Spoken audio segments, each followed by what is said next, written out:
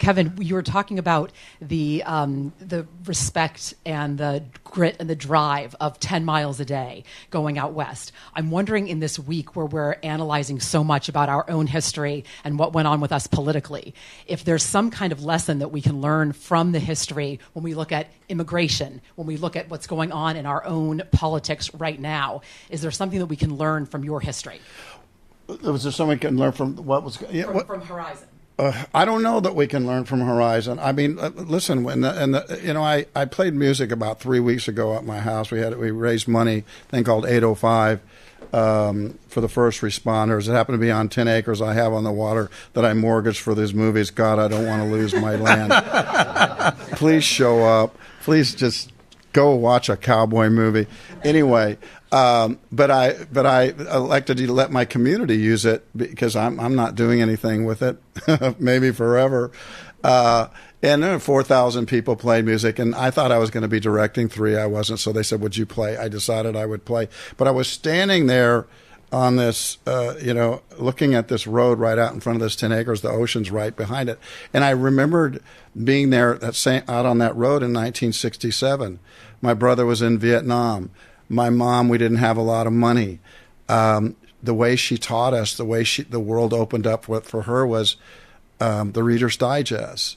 So if we were to eat a different kind of meal, it came out of the Reader's Digest. If we were to see a new idea, it came out of the Reader's Digest. It's honestly how I was educated. We did green stamps and blue stamps, but my mom read about polo, and in Santa Barbara, it's a very exclusive kind of neighborhood. Polo's up there.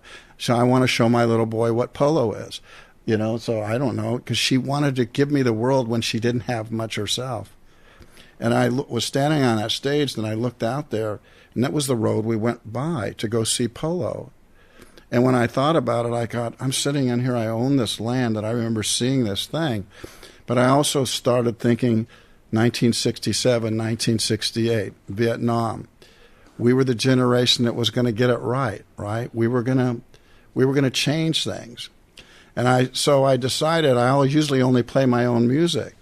But in that set, I decided to play 5 songs from the 60s. I just don't usually do covers. What'd you play, Creedence? Well, I played Back Pages. I played Get Together.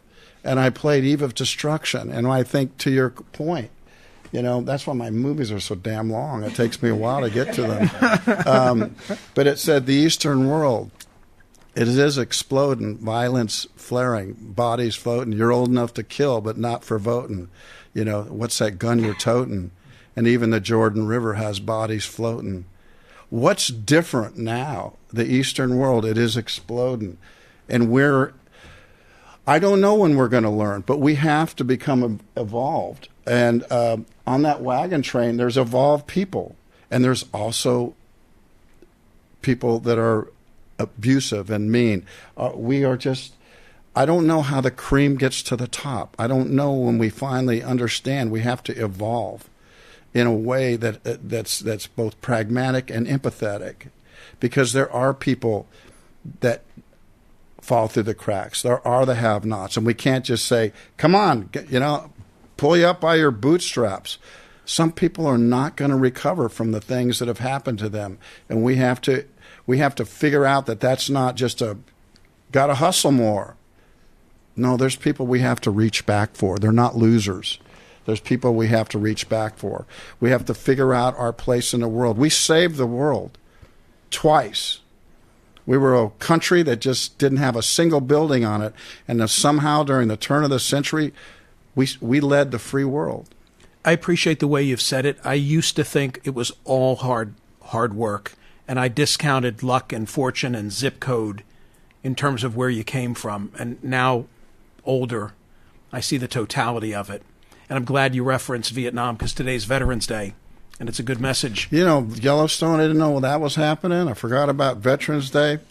I'm just telling you. There was an election last week? I was out of the country. I was. That's why I voted early. I'm so much a passenger sometimes in my life. Can I ask what's going on? But I expect, wait a second, because I'm not in government, I expect people in government to do the right thing. Public service is about public service. It's not about your career. It's not about your ego. Your 4 years is your 4 years. Get with it, and somehow be content. I want to be popular, with movies, right? I'd like to be a massive hit. The first Horizon wasn't, but it's not that hard to be popular. Even doing weird shit, you can be popular. I want to try to be relevant. It's harder to be relevant, and I have to first start with myself. And when I think about our country, and we have to think about other people. We need to. We can look at a Horizon, or we can look at 1960s. There's a lesson which is in there somewhere, but it's a moral, it's a stance, and it has to be heroic. And people, I'm very proud of Liz Cheney. I found a person who completely at odds with one side and willing to stand up, and we should applaud her. We should protect her. This woman should never be threatened, and either should anybody that stands up in America, because we admire the people of the Revolutionary War that stood up. So when someone stands up, even if we can't let her be vulnerable.